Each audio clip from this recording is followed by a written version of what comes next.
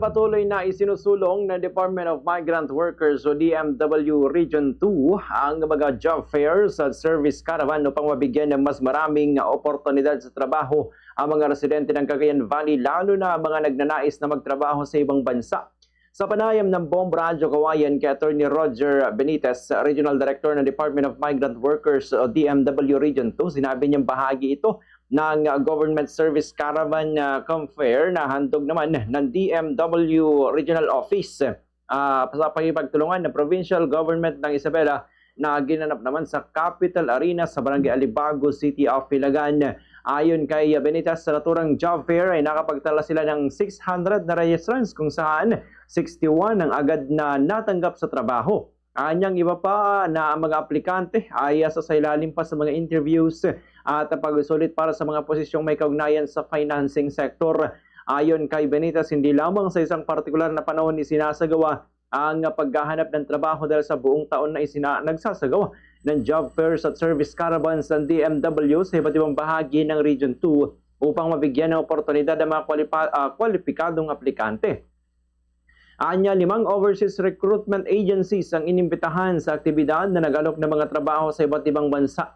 Karamihan sa mga bakanteng posisyon ay para sa mga skilled workers, professionals at mga nasa health-related fields. Wala namang inanyayahan na recruitment agencies para sa domestic helper positions dahil sa layunin ng DMW na mahikayat ang mga Pilipinong manggagawa na sumailalim sa upskilling upang magkaroon ng mas mataas na uri ng trabaho sa ibang bansa. Dagdag pa niya, mataas ang pangangailangan sa skilled workers sa mga bansa sa Middle East at Europe, partikular sa healthcare at iba pang technical occupations.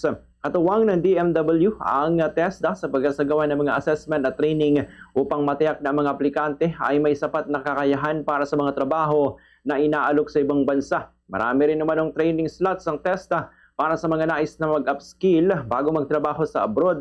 Samantala, maraming ahensya ng pamahalaan kabilang ang DOLE, TESDA, SSS, PhilHealth, NBI, Pag-ibig, DA, DICT at iba pang nakibahagi sa service caravan upang mag-atid naman ng iba't ibang serbisyo sa publiko. Ganito ang bahagi ng pahayag ni Regional Director Attorney Roger Benitez.